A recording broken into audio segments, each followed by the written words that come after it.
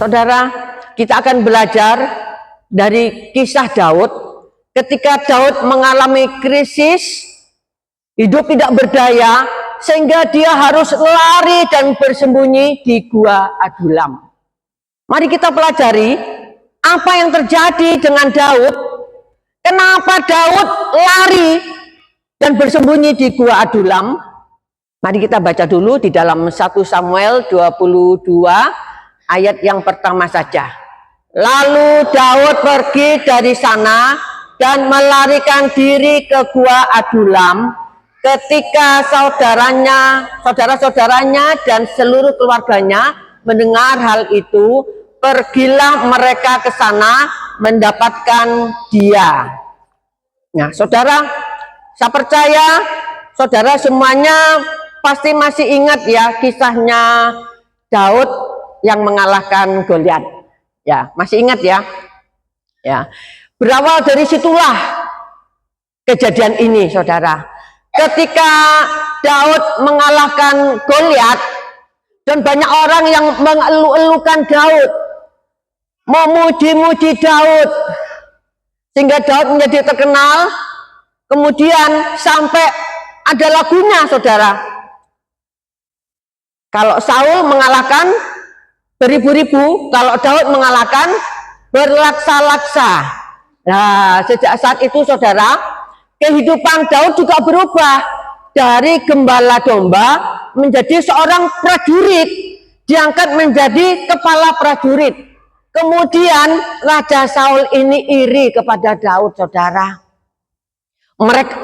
Raja Saul merasa tersaingi oleh Daud. Karena apa? Saul juga mengerti kalau Daud ini disertai Tuhan.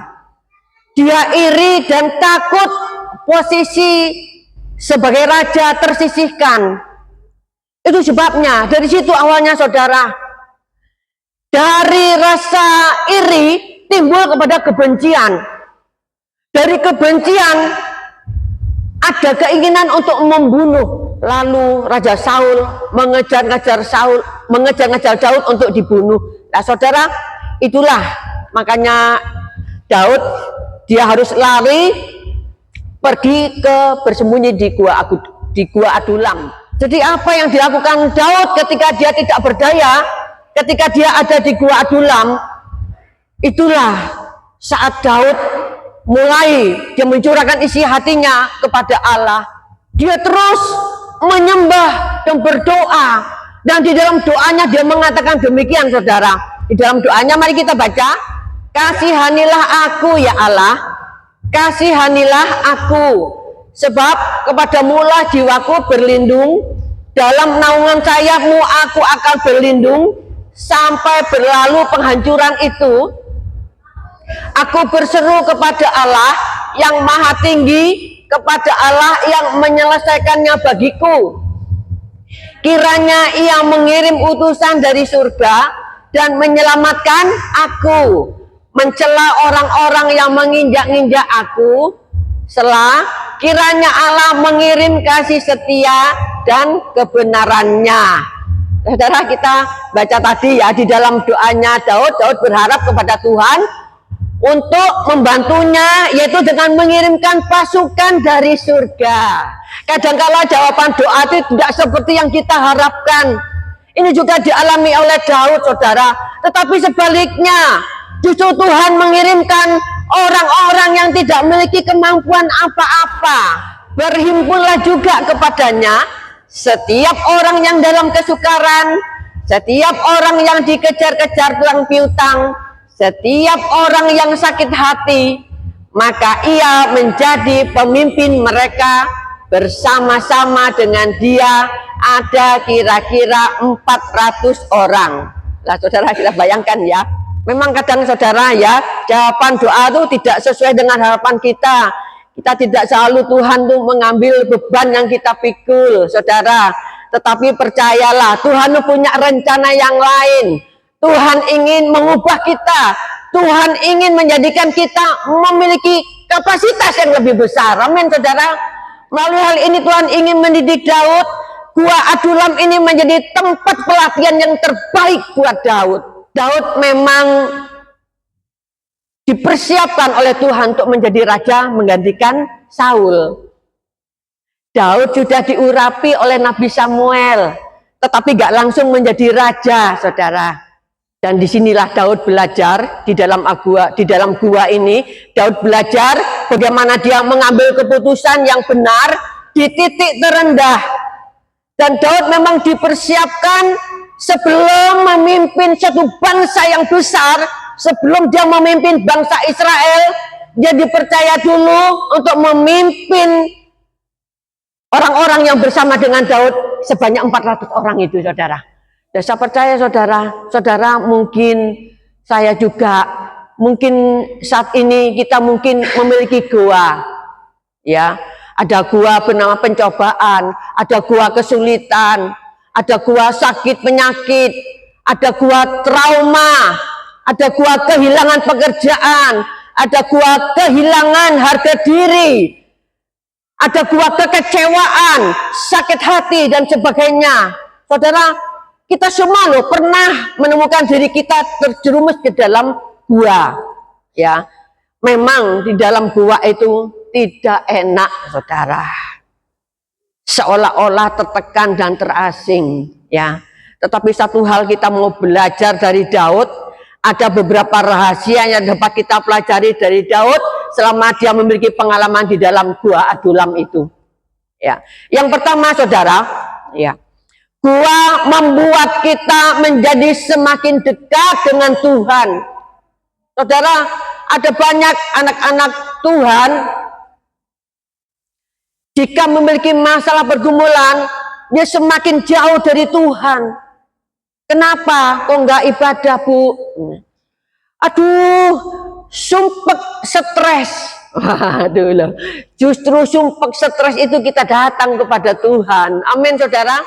Daud juga demikian, saudara. Ketika Daud tidak berdaya, tetapi tentang hubungannya dengan Allah tak pernah berkurang sedikit pun. Meskipun belum dijawab oleh Tuhan, ya, tetapi Daud selalu dia berkomunikasi dengan Tuhan.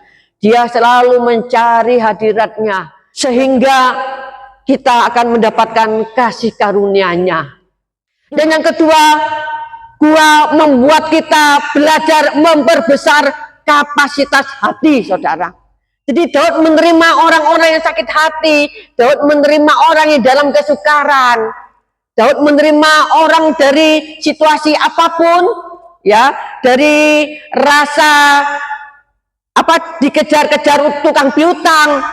Jadi Daud ini menerima mereka, terus lebih lagi bersemangat. Daud mengarahkan mereka, melatih mereka, sehingga orang-orang yang bersama Daud itu pada akhirnya menjadi seorang pahlawan, saudara. Ini luar biasa, saudara. Ya, dari 400 orang yang bersama dengan Daud di dalam gua itu, ternyata ada 30 orang yang menjadi pahlawan yang luar biasa, dan itu dicatat di dalam firman Tuhan. Ada di dalam 2 Samuel 23 ayat 8 sampai 39, tapi jangan dibaca karena di kepanjangan, saudara. Mungkin saudara bisa baca sendiri di rumah, ya. Dan kita menyadari bahwa panggilan Allah dalam hidupnya itu tidak pernah berubah. Sekalipun dirinya masih berada di dalam gua Adulam, maka yang 400 orang pun juga diubahkan oleh Tuhan, mengalami kasih karunia. Dengan memperbesar kapasitas hati, seseorang menjadi lebih siap untuk menjadi berkat bagi orang lain, menjalani kehidupan ini yang lebih bermakna. Nah, saudara, ada satu hal rahasia lagi sehingga Daud itu berhasil memimpin 400 orang ini, saudara.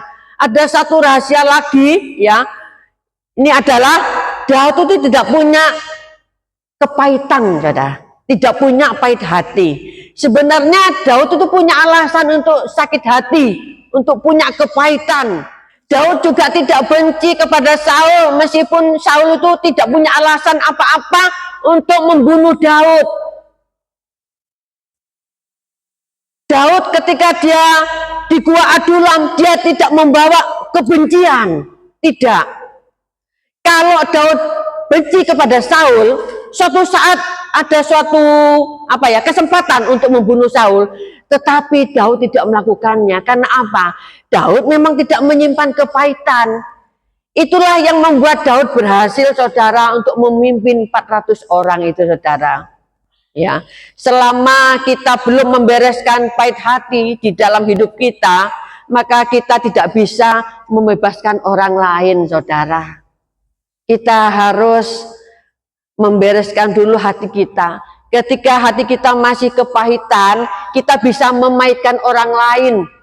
Karena apa yang di dalam hati kita itu terpancar keluar. Kalau hati kita pahit, yang keluar juga akan pahit, saudara. Tidak bisa kita menjadi berkat, kita tidak bisa memulihkan seseorang. Lepaskan kepahitan kalau saudara ingin melihat mujizat itu terjadi.